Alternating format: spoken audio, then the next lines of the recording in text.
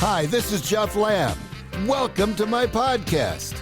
It's called Losing My Mind. See, I've had this really interesting life so far. I've done things that I couldn't even dream of when I was a kid, dreaming of what my life might be. Well, I figured I'd better start putting some of these stories down somewhere before I really do lose my mind. These won't be in any particular order, and they're mostly for me, so I don't forget. But you're more than welcome to listen in. Welcome to podcast number 10. My live radio career started at WIOT. Then we left there after a couple years and went to WXKR. Then we went back to WIOT. Well, we were having our morning meeting after the show with Mike Wheeler, who was the program director. And I don't know how it came up, why it came up, but at some point he said, if it were up to me, I wouldn't have hired you guys back. And I looked at Mark, and he looked at me, and it was just really a stupid, crazy thing to say. We were number one at IoT, we were number one at XKR, and now we had IoT at number one again. And for him to say that just made no sense. But once you've been fired, which we had been from WXKR, your spidey senses start to tingle a little bit. And I left that meeting really, really confused. And when I got home, the phone rang, and it was my brother Bill.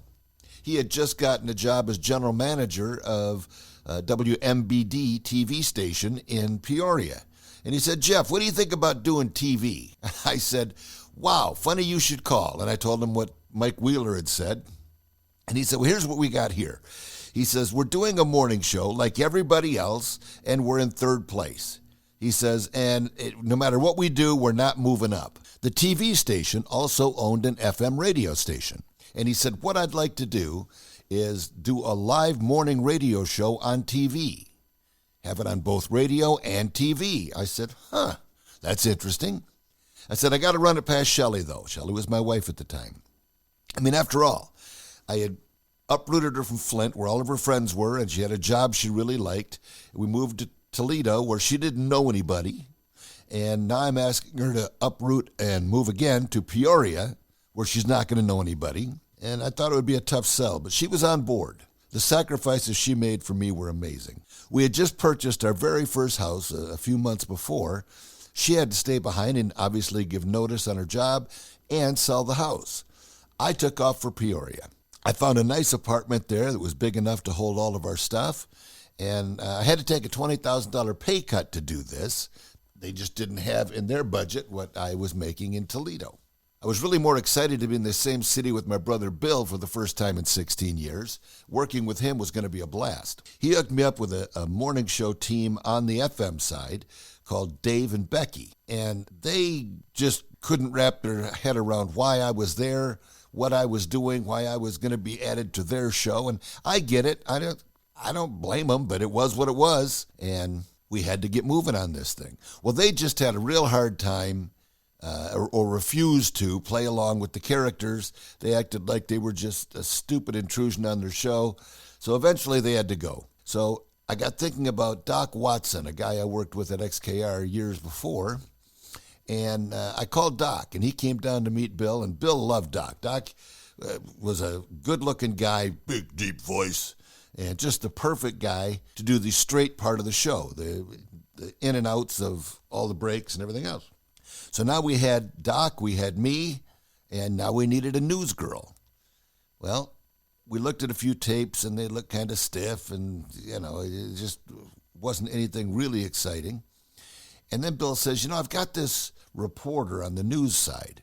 Maybe we could give her a shot. He introduced me to her. Her name was Amy Nuzzo. And Amy was cute as a bug's ear. She was just adorable.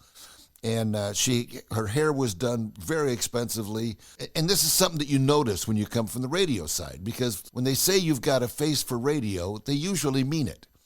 And it's not that the girls in radio were unattractive. It's just they didn't do anything to doll up. They'd show up with no makeup, in sweats, because it was radio. You weren't dealing with the public. And this was a totally different thing, and I welcomed it with open arms. And she was in her 20s, so she would add a hip factor to the show that quite frankly, Doc and I didn't have. We were in our late 30s. We weren't senior citizens yet, but we were past the hip factor. And by the way, not for nothing, she was very, very good at reading the news. And she had this laugh that started from her heels and went all the way up to the top of her head. It was a big guttural laugh. And it's okay. We now had our news girl. We had Doc. I was there. We still needed a weather guy. And all the stations are hiring meteorologists because it just sounds so much better. But quite frankly, most of them still get their weather from the National Service. And let's face it, most meteorologists would put a cup of coffee to sleep. But anyway, we've got a tape from this guy. Bill calls me in his office and says, check this guy out. And his name was Darren Adams. And Darren was kind of goofy. But the more you watched him, the more you liked him. He came in for the interview, and he was built kind of like a weeble, kind of like an hourglass with all the sand in the bottom. He could wobble, but he wouldn't fall down. He had a real big back end. On TV, that's something. You just don't normally see anything like that. He's banging on the wall, the big green screen, and punching the map and pointing here and pointing there. And he was very animated. Nothing dull about this guy. No cups of coffee were sleeping on his watch. We said, yeah, come on in, Darren. And so now we had our cast. So we had to start rehearsing and getting ready to get the first show on the air. We did things like the show open. We had to film that. So we did all kinds of goofy stuff for the show open. And we got that ready to go. And our first show was coming up on Monday. Well, now the weekend is upon us. The first show is tomorrow. And in TV, you've got to hit your times. It's not like radio where you can be close-ish. You've got to hit your commercial breaks. You've got to toss to the network on time because they start with or without you. When they say they cut in at 7:20 in the morning, they're there at 7:20 in the morning. We had to get these timings down. And so we did our rehearsal, our dress rehearsal, the Sunday before the first show. And we were way off. It was sloppy. It was awful. And I felt real bad because Bill had stuck his neck out for me and for all of us, really. We didn't want to screw up for him. So we did it again. And we did it again. And now it's getting late. We were still off. And we were just worried for Bill. So we all went home. We had to be up and back at the station at 5 in the morning. I don't think any of us slept that night. I know I didn't. We got there the next morning and there were sponsors there. And they were welcome to come in and sit and watch the first show. Don't know if that was a great idea, but okay, let's go for it. Prior to the show, I was in the men's room with Darren and Doc, and we're putting on our TV makeup. And I said, 3 months ago, if you'd have told me I'd be in a men's room in Peoria putting on makeup with two guys, I'd have punched you in the nose. Well, they got a kick out of it because they knew exactly what I was saying. It was strange. But anyway, then we went on with the show.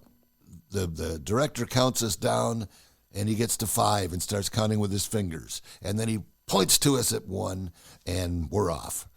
And Doc did the opening segment. Then we tossed to me. Then we tossed to Amy. Then we tossed to Darren. And we were all basically introducing ourselves. We got to the first break right on time. Hey, this is cool. So then we did our next break, and we got through that on time. And everything was going really great. And then we do a segment where I'm going to do a live stand-up with one of the clients. And it was supposed to be a 30-second commercial, but if it was going well, I could take it to 60. Bill left that up to my discretion. So I start the interview, and I say, Jim Johnson, good morning, and welcome to the Morning Mix. He said, thank you, Jeff. Congratulations on your first show. Everything looks great. I said, well, tell me about McGillicuddy's. What kind of apartment complex is it? Well, this guy gets the stares now. His face goes blank. And I've heard of this. The lights come on, the camera comes on, and a guy just goes blank. So I said, Jim, tell me about this apartment complex. What's the price structure like? Again, I'm getting nothing. I look over at Bill. This guy's looking at Bill. Bill's looking panicked. Finally, the guy clears his throat and says, Jeff, we sell kitchen cabinets. I said, well, this is awkward. I'm sorry, I've only been in town a couple of weeks, and we have it at McGillicuddy's back in Toledo that was an apartment complex. I got confused. Tell me about your cabinets, Jim. Well, there was our first chink in the armor, but he was gracious and didn't get mad, didn't cancel. He understood. But anyway, we got through the show, and everything went really, really well, with the exception of my screw-up. It could have been worse. I'm not sure how, but it could have. Our set was really unique. We had a big aquarium there that was set up by one of the local aquarium places, big saltwater deal. It was awesome. We had a door that I would knock on and come in as different characters. And next to the door, there was a safe. And you could open the safe, and it had no back in it. So you could hand a 6-foot sub out of this safe. And just you never knew what was going to come out of the safe or even why it was there. But we had fun with all these different gizmos and attractions that we had. And one day I was doing Principal Prickly. And I'm a wanderer. During commercial breaks, I like to wander. I wander up and down the halls. I don't know if it's a nervous habit or if it's just me trying to distract myself for a minute. But anyway, I heard someone say, Principal Prickly's next. Well, I was supposed to have changed my clothes into a suit.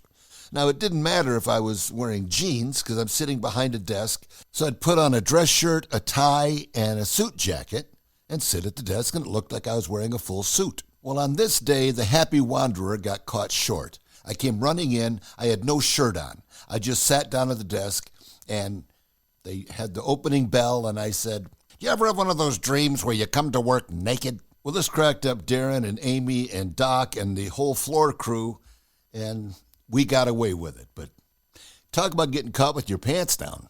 And then we did this segment called You Cook It, We'll Eat It. And we did that on radio back in Toledo, but it was different here because we took a live truck with a camera crew, and we'd jump in the truck and we'd go to somebody's house. And it had to be somebody close. We had to be able to get there during our break to CBS for news and a couple commercials. So it had to be about 4 or 5 minutes away. So the premise is we show up at somebody's house with a camera crew, they cook us breakfast, and we interview them. Or maybe go through a drawer or just open a cupboard, say what's in here. And we went into the bedroom once, I opened a drawer, and before the camera could get down there, I shut the drawer because it had a few marital aids in it, and I didn't think those would be great on the air. One of the interesting things that I wasn't prepared for, in Toledo, in radio, we'd done a lot of stage announcements and introduced bands, and we'd done a lot of contesting and appearances at different places. So people kind of knew who we were. We'd been on a couple of billboards, and we were pretty well recognized in Toledo, especially for radio. But I'm telling you, within 3 or 4 days of doing this morning TV show, everywhere I went, it was, hey, love your show. Hey, great morning show. Hi, Jeff. Hey, Jeff. And these are people I don't know. I've never met him before.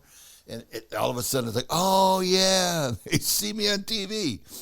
And that was all good, except there were times when I'd be out to dinner with my wife and some stranger would plop down in an open chair at our table and just start talking.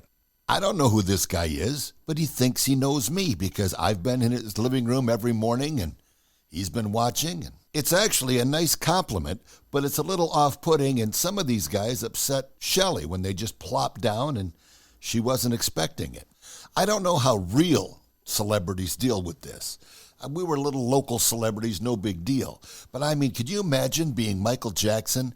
There's no place you can go, no place in the world you can go where you're not going to draw a crowd, people grabbing at you and pulling at you. And no, I'll just take the local celebrity thing and we'll just call it a day.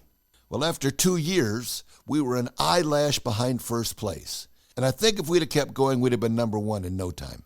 But I was getting phone calls from Toledo. John Dickey wanted to put me back with Mark Benson. And I kept saying, John, I appreciate the offer, but I'm really loving what I'm doing. And I did. He was offering me more money than I was making. And I said, it's really not about the money. And then he'd call me the next day and he'd jack the money up a little bit. And I said, John, really, again, I appreciate it, but it's not about the money. Thank you. And finally he called again and the money was just stupid. It was huge. And my brother Bill said, Jeff, he says, you'd be a fool not to take that and I'd be a jerk not to let you out of your contract. So why don't you just go? So I did. I left and went back to Toledo to WXKR again. That move was it. Shelley had run out of patience, and she moved on. So I went to Toledo, and she stayed in Peoria. And that's a good place to end podcast number 10. I'll see you next time on Losing My Mind.